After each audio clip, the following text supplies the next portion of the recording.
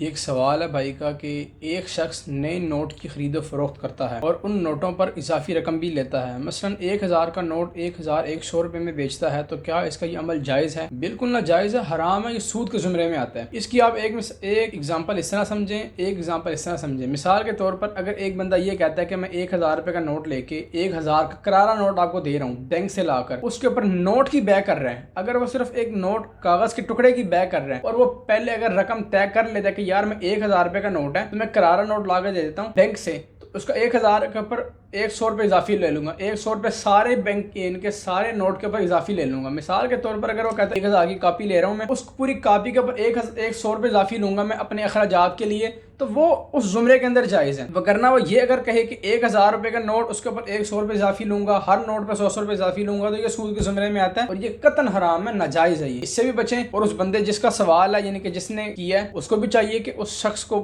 کہے کہ جا کر کہ یہ چیز ٹھیک نہیں ہے، اس سے فوراً کنارہ کشی اختیار کریں۔